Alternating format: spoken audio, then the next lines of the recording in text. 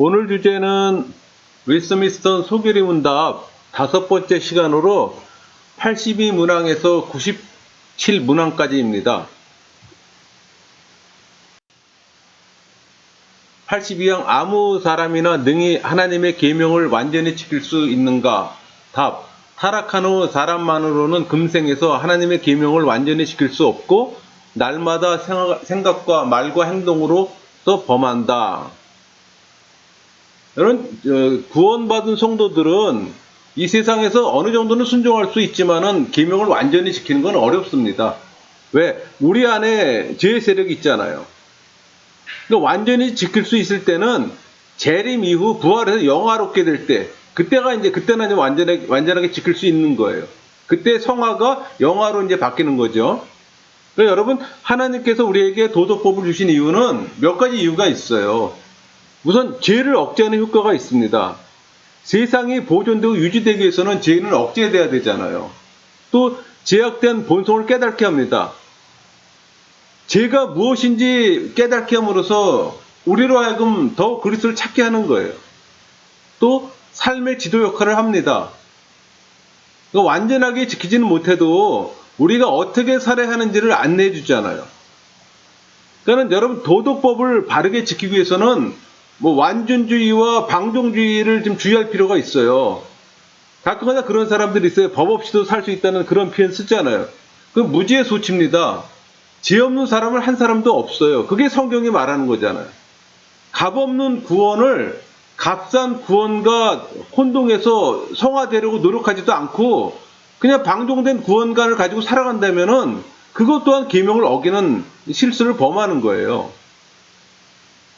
그러니까 성령 세례 받은 신자들은 완전주의도 방종주의도 아닌 예수님을 바라보고 성령의 도움으로 성화의 삶을 점진적으로 이어가야 되는 겁니다. 그러니까 성화의 삶은 날마다 허물로 죄로 더럽혀진 우리의 옷을 그리스의 보혈로 깨끗이 씻는 회개 생활입니다. 그러니까 예수님께서 이루신 단번의 구원 사역은 영원한 효력이 있잖아요. 그러니까 성령 세례 받은 사람은 죄와 싸우려고 노력합니다. 또 성화의 과정을 의지적으로 걸어가려고 노력해요. 영원히 성숙할수록 죄에 대한 의식도 강해집니다. 작은 죄에도 민감하게 반응해요. 그게 성령 받은 사람들의 모습이에요. 그러니까 죄로 인식하는 양심의 예민함도 증가해요. 왜? 율법을 통해 죄의 경중을 가르쳐 주기 때문입니다. 83항 법을 범한 모든 죄는 다 같이 악하다. 답. 어떤 죄는 그 본질과 여러 가지 얽힌 끝이 있으므로 하나님 앞에서 다른 죄보다 더 악한 죄도 있다. 여러분, 죄는 피해가 클수록 더 큰 죄입니다. 경중에 따라 형벌의 경중도 다름을 구약 성경에서는 보여줘요. 그러니까 주의가 높을수록 책임도 커지잖아요. 그러니까 그리스도인의 죄는 불신자의 죄보다 큽니다. 또 기독교 가정에서 자란 사람의 죄가 불신자 가정에서 자란 사람보다 더 커요. 여러분, 신자는 성화될수록 죄에 대한 심판 의식도 높아집니다. 그게 차이예요. 불신자하고 신자의 차이가. 84. 범한 죄마다 마땅히 받을 보응이 무엇인가? 답. 범한 죄마다 마땅히 받을 보응은 이 세상과 오는 세상에서 하나님의 진노와 저주다. 우리 인간은 죽음의 심판을 피할 수 없습니다. 하나님은 우리 죄에 대해 하나님의 때와 뜻에 따라 형벌을 내리시고 계세요. 그러니까 심판의 때는 죄의 형벌에 따른 영원한 지옥이 열릴 거예요. 하나님의 공의가 또 선포될 것이고 하나님의 심판, 진노의 형벌을 피할 수 있는 길은 오직 예수님 핏값이잖아요. 그 예수님 핏값으로 우리 죄가 용서받을 수 있잖아요. 그 누구도 하나님의 계명과 율법을 온전히 순종할 수는 없습니다. 오직 예수님만의 유일한 피난처예요. 그러니까 예수님을 바르게 믿는 것이 얼마나 중요한지 깨달아야 합니다. 천국의 길은 좁습니다. 성령 세례 받은 자만이 가는 좁은 길이에요. 85항 우리가 죄를 인하여 하나님께 받은 진노와 저주를 피하게 하려고 하나님이 우리에게 요구하시는 것이 무엇인가? 답. 우리가 죄를 인하여 하나님께 마땅히 받을 진노와 저주를 피하게 하려고 하나님이 우리에게 요구하시는 것은 예수 그리스도를 믿는 것과 생명에 이르는 회개와 그리스도가 우리에게 구속의 유익을 전하는 여러 가지 나타내는 방법을 힘써 사용하라는 것이다. 여러분, 구원을 얻기 위해서는 예수를 믿어야 합니다. 너무나 당연하죠? 근데 구원을 얻는 믿음으로 작용하기 위해서 갖춰야 할 요소가 예수님을 믿음으로 얻는 회개입니다. 그러니까 믿음과 회개, 우리는 이걸 회심이라고 얘기합니다. 그러니까 구원을 얻기 위해서 회심의 역사가 일어나야 되는 거예요. 그러니까 믿음에는 지적 요소가 있습니다. 뭐 지식, 동의, 신뢰 그렇게 얘기할 수 있는데 참된 믿음은 우리의 지성, 감성, 의지가 전부 다 포함되어 있어요. 그러니까 지성은 예수 그리스도에 대한 바른 지식을 갖는 거잖아요.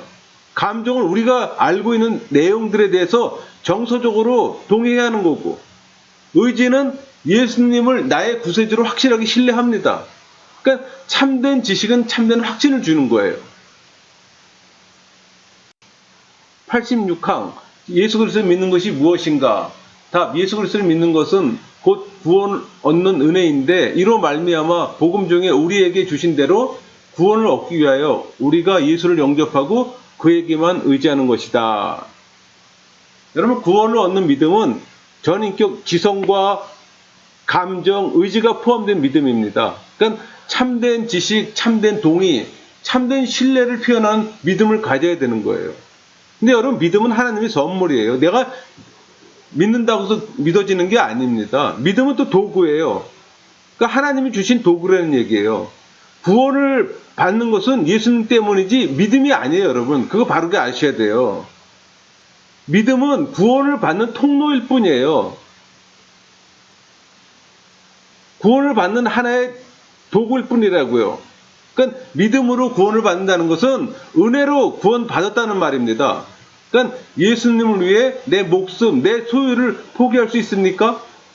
이 질문에 답할 수 있어야 참된 신앙인 거예요. 여러분, 참된 믿음은 하나님의 선물입니다. 여러분이 믿고 싶다고 해서 믿어지는 거, 그건 다른 이방 종교도 다 하는 거잖아요. 제가 여러 번 말씀드리지만 기독교 믿음은 성령 세례 받은 사람이 성령의 조명함으로 알게 되는 예수 그리스도에 관한 지식입니다. 그게 믿음이에요. 87항 생명에 이르는 회개가 무엇인가? 답.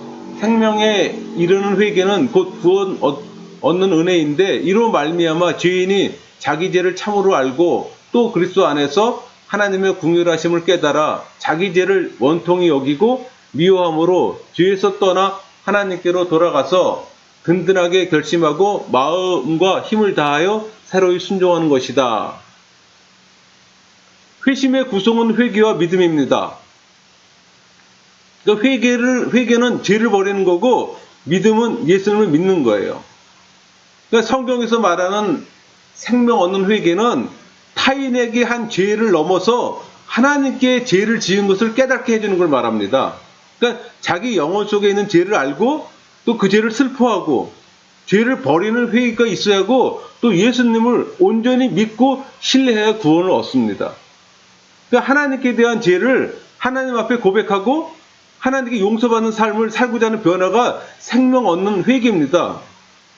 그러니까 생명 얻는 회개는 지성으로 자기에게 죄를 깨닫고 죄에 대한 용서가 그리스도 안에 있다는 사실을 깨달아야 되는 거예요. 그러니까 감정으로 자기 죄에 대해 슬퍼하고 미워하는 겁니다. 그러니까 굳센 의지로 하나님께 순종하는 거예요. 참된 회개는 하나님께 주신 겁니다. 그러니까 회개하는 마음은 하나님이 주시지만 궁극적 회개는 나의 지식과 감정과 의지로 좌우되는 거예요.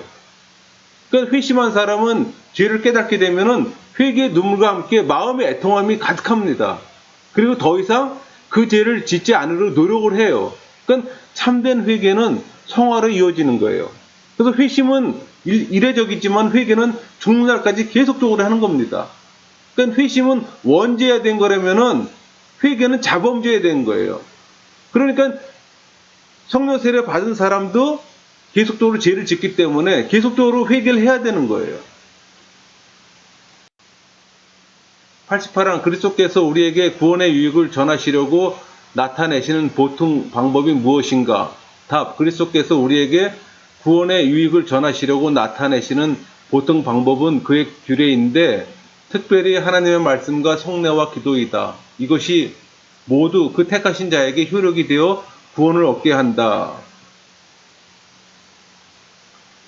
하나님이 은혜를 주실 때 사용하시는 수단은 내적 수단과 외적 수단이 있습니다. 그러니까 내적 수단은 우리 마음에 역사하시는 성령님의 사역이라면은 외적 수단은 말씀과 성례예요. 그러니까 중요한 것은 외적 수단과 내적 수단이 함께 역사해야 되는 거예요. 그러니까 내적 수단 없이 외적 수단만 강조하면은 예식주의, 말씀주의로 빠집니다. 진정한 변화에 대한 영혼의 갈망과 성령에 대한 신뢰, 또 의지 없이 은혜의 수단만을 의지하는 것은 잘못된 태도입니다, 여러분. 그러니까 구원을 받기 위해서 가장 중요한 것은 죄를 회개하고 예수님을 믿는 거예요. 그게 중생이잖아요. 근데 거기에는 성령님의 사역이 있어야 된다는 얘기죠.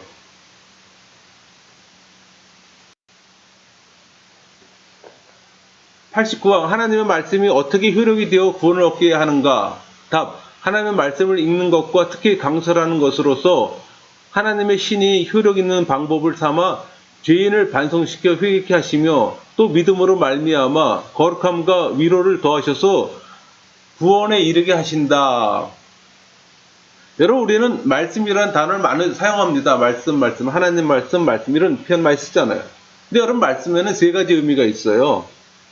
그러니까 베르붐, 보쳔, 세르모넴 전부 다 라틴어예요. 옆에 본 것처럼. 그러니까 베르붐은 프리칭, 선포되는 말씀입니다. 스피치죠. 그러니까 보쳔은 보이스예요. 소리입니다. 내적 음성이에요. 그리고 세르모넴, 예수 그리스도를 아는 참된 지식이에요.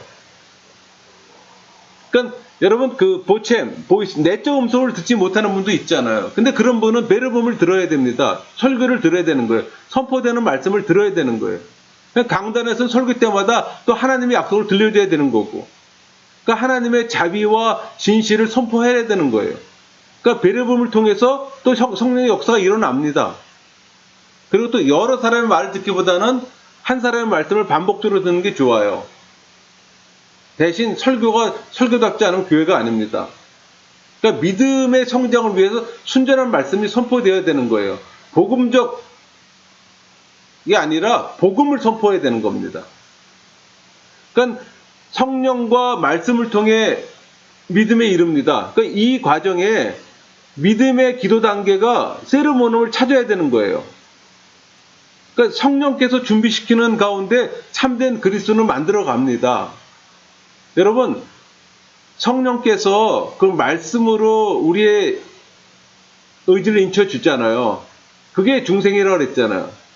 근데 그 중생으로서 믿음을 우리가 얻게 되는 거거든요. 근데 여러분 가끔가다 그런 얘기들 할 때, 어떤 사건으로 해서 하나님을 경험했다는 사람들이 있어요.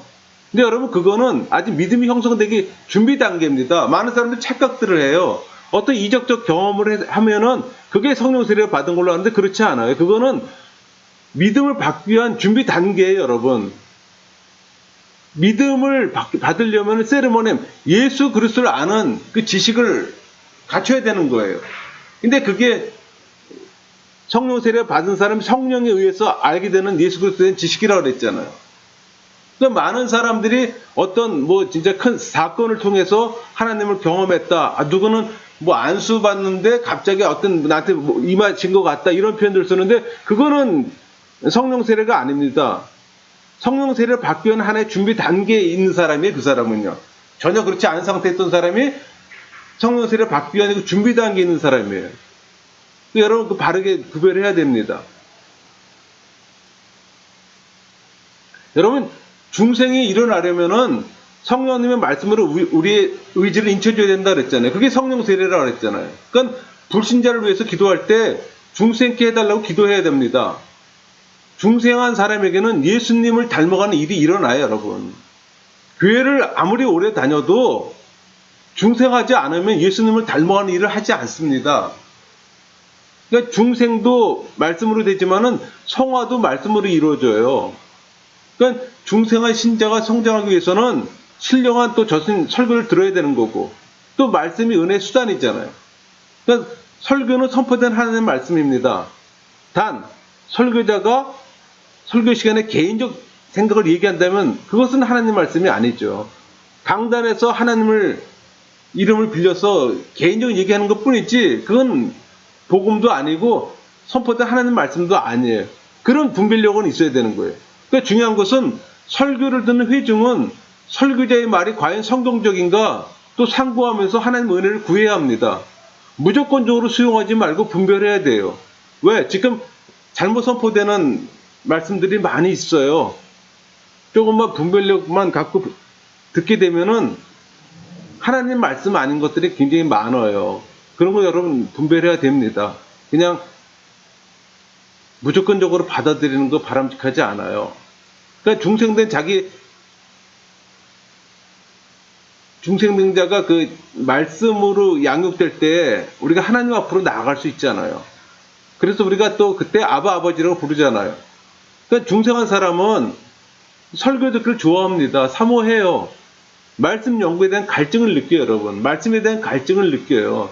그래서 성경 공부하는 거고 훈련받고 교육받는 거예요, 여러분. 근데 그것이 없다? 그건 중생한 사람 아니에요. 여러분 그거 점검하셔야 됩니다. 제가 항상 말씀드리지만 교회에서 친구하고 어울리고 어떤 행위를 한다고 해서 그게 믿음이라 전혀 그렇지 않아요. 믿음하고 전혀 상관없는 겁니다. 그건 그냥 일반적인 행위일 뿐인 거예요.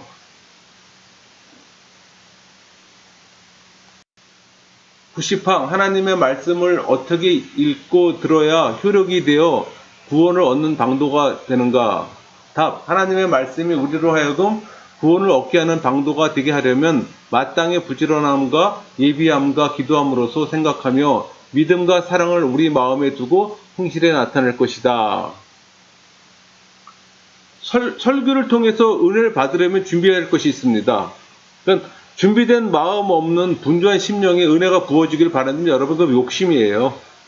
그러니까 하나님이 설교자를 붙들어 주셔서 하나님 말씀을 바르게 전할 수 있도록 설교자를 위해 기도해야 합니다. 또 자신을 위해 기도해야 되는 거고요. 우선적으로 회개 기도하셔야 됩니다.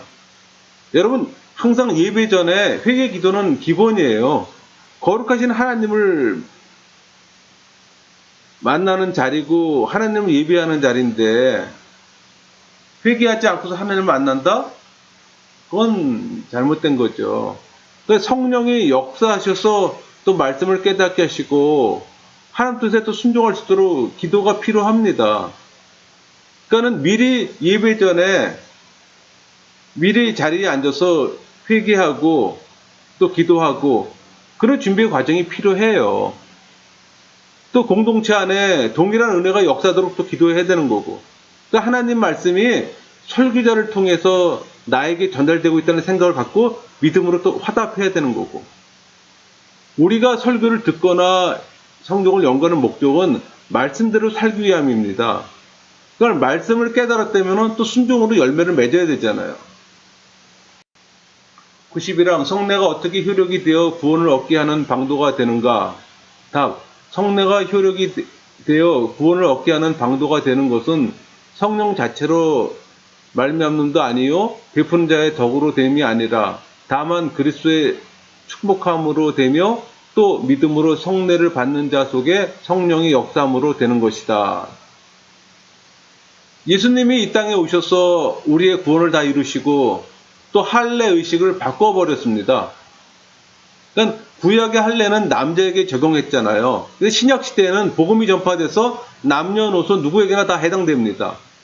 그러니까 세례의 중요 요소는 물로 행해지고 성부, 성자, 성령의 이름으로 행해지는 거잖아요. 92형 성례가 무엇인가?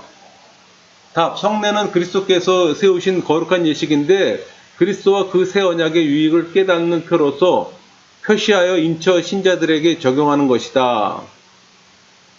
물로 세례를 주는 것은 죄를 씻는다는 의미입니다. 그러니까 물은 또 성령을 상징해요. 상징입니다. 그러니까 물로 세례를 받는다는 것은 성령의 부음을 받는다는 거예요. 그러니까 성령이 오셔서 우리 가운데 역사하셔서 하나님 백성이 된다는 의미입니다.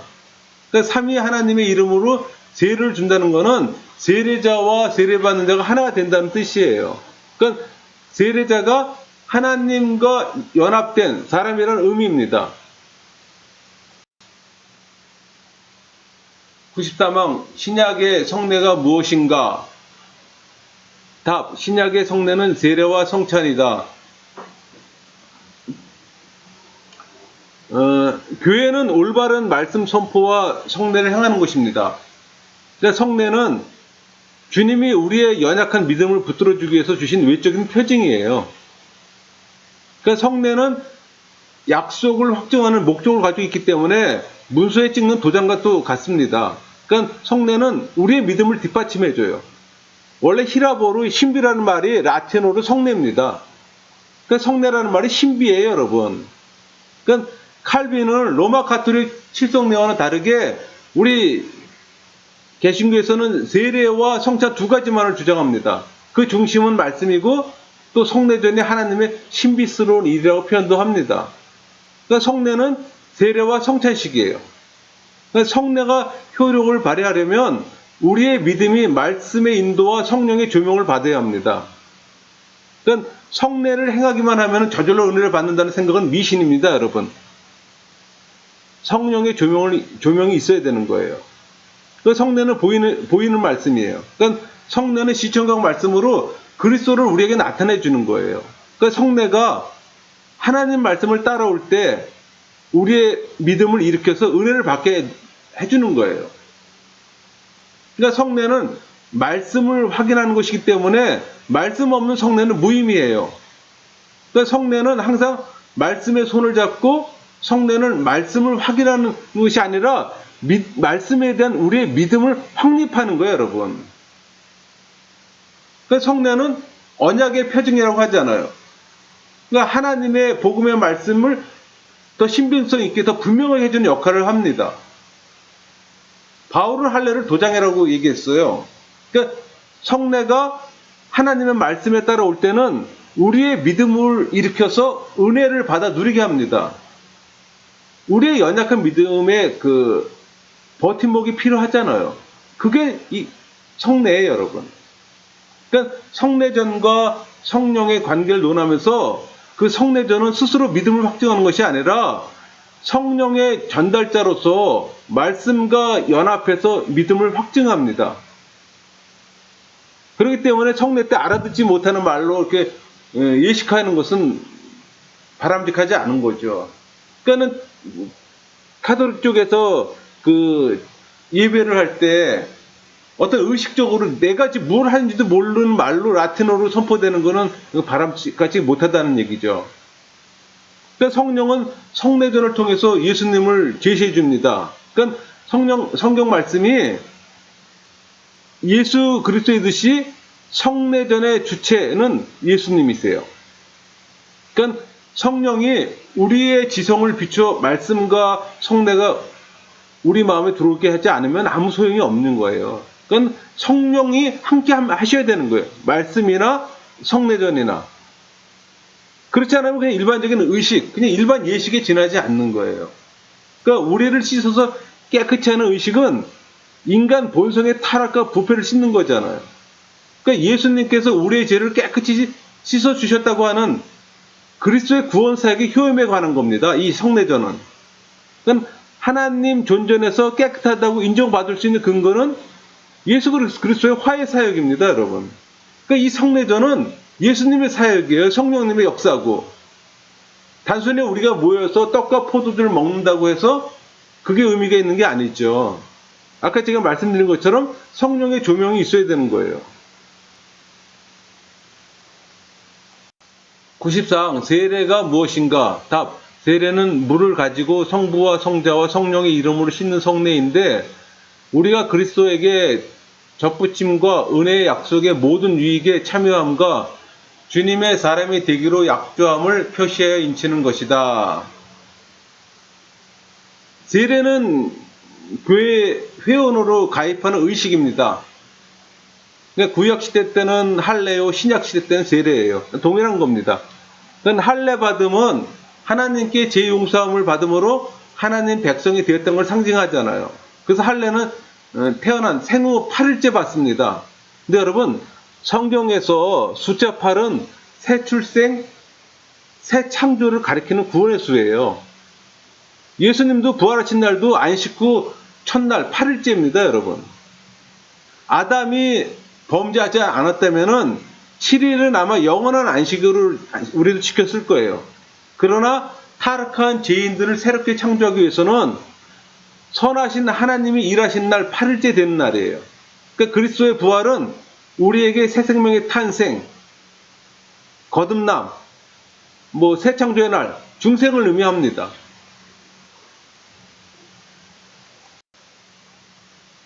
(95항) 세례는 어떤 사람에게 베푸는가? 답.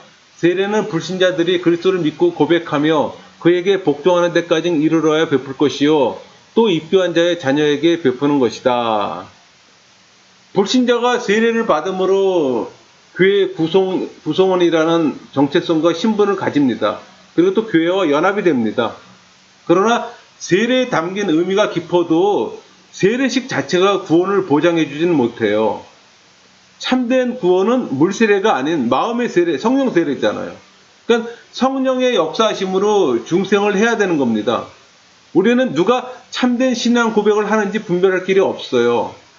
물세례를 받았으나 성령 세례 받지 못한 사람이 너무 많기 때문입니다. 다만 교회 공동체 안에 들어올 때 반드시 신앙 고백을 확인하고 또 신앙을 고백한 사람에게 세례를 베풀어 교회의 회원으로 증명해 주는 겁니다. 96항 주의 성찬이 무엇인가? 답. 주의 성찬은 곧 성례이니 그리스도의 정하신 대로 떡과 포도주를 주며 받는 것으로 그 죽으심을 나타냅니다. 합당하게 받는 자들은 육체와 정욕으로 참여함이 아니요 믿음으로서 그의 몸과 피에 참여하여 자기의 신령하게 받은 양육과 은혜 중에서 장성함으로 그의 모든 효용을 받음이다. 세례는 하나님의 자녀로 출생이라면은 성찬은 하나님 자녀들이 예수님과 함께 먹고 마시는 양육으로 비교할 수가 있어요. 그러니까 출생은 한 번이지만은 식사는 매일 반복적으로 하잖아요. 그러니까 성찬도 매주 반복해야 합니다. 또 성찬의 기원은 출애굽 유월절과 예수님 최후 만찬이에요. 예수님 최후 만찬은 유월절 식사잖아요. 그러니까 떡과 포도주가 예수님의 몸과 피로 상징됩니다. 그러니까 예수님의 십자가 사건은 유월절 어린 양 죽음을 또 의미해요. 그러니까 유월절 식사를 최후의 만찬으로 하신 사건이 바로 우리가 거행하는 성찬식의 기원입니다. 그러니까 성찬의 의미는 십자가 사건을 기억하게 하는 겁니다. 그러니까 우리 죄를 대신해서 형벌을 받으신 대속적 죽음입니다. 그러니까 성찬식 때 예수님은 성령님을 통해 영적으로 임재하십니다. 또 성찬은 살아계신 예수님과의 식탁 교제고요. 성찬은 예수님이 베풀으신 식탁이에요. 예수님이 베풀어준 식탁입니다. 우리가 만든 식탁이 아니고. 그러니까 성찬을 통해 세상을 살아가는 데 필요한 영적 양식을 공급받는 자리입니다. 죄용서, 의로움, 거룩함, 기쁨, 생명, 이 모든 게 전부 다 예수님께서 오잖아요. 그러니까 신앙의 비밀은 예수님과 현재적 교제예요. 그러니까 신자에게 필요한 모든 은혜는 예수님 안에 다 있기 때문에 그 예수님을 통해서 받게 되는 거예요. 그러니까 예수님을 더 깊이 알고 사랑의 교제를 나누는 것이 신자의 영원 양식의 공급입니다. 그러니까 성찬식은 예수님의 제 이름을 또 바라봅니다. 왜? 성찬은 천국 잔치에 대한 모형이기 때문에. 그러니까 성찬식 속에는 복음의 핵심이 담겨져 있어요, 여러분. 복음이 뭐예요? 예수님에 대한 소식이잖아요. 그러니까 예수님이 우리 죄로 죽으시고 또 우리 의를 위해 부활하셨고 또 하나님 보좌 우편에서 우리를 통치하시고 장차 또 우리의 구원을 완성하기 위해 다시 오신다는 그 소식이 바로 복음이잖아요. 그러니까 성찬식에 그 복음이 담겨져 있다는 얘기예요. 그러니까 우리는 예수님의 죽음, 부활, 승천, 재림에 대한 그 복음을 설교를 통해 우리 항상 듣습니다. 그러나 성찬을 통해 복음을 눈으로 보는 거예요. 그러니까 설교를 듣는 복음이라면은 성찬은 보여지는 복음입니다. 그러니까 성찬은 설교를 통해 들은 복음을 눈으로 다시 한번 보게 함으로써 복음을 더 생생하게 맛보게 하는 거예요. 또 우리의 믿음을 강화시켜 주는 은혜의 수단이기도 하고요.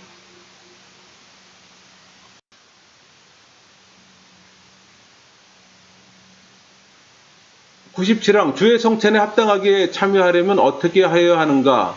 답. 주의 성찬에 합당하게 참여하려면 마땅히 주님의 몸을 분별할 줄 아는 것과 주님으로 양식을 삼는 믿음과 회개와 사랑과 새로 순종함에 대하여 스스로 살필 것이니 합당치 않게 하면 두렵건대 먹고 마시는 것이 정죄함을 자청함이 될 것이다.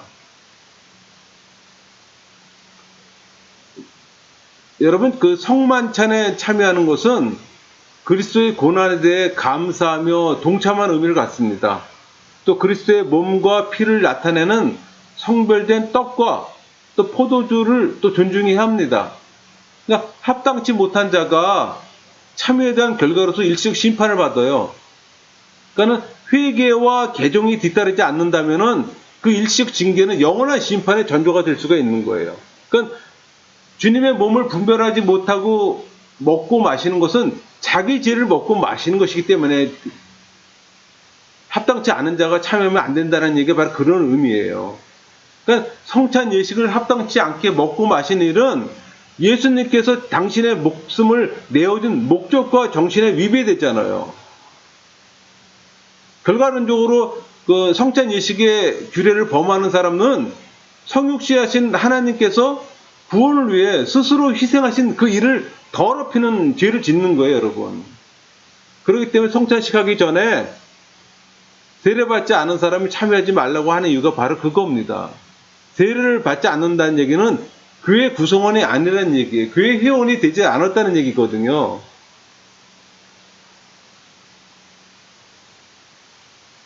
마치겠습니다.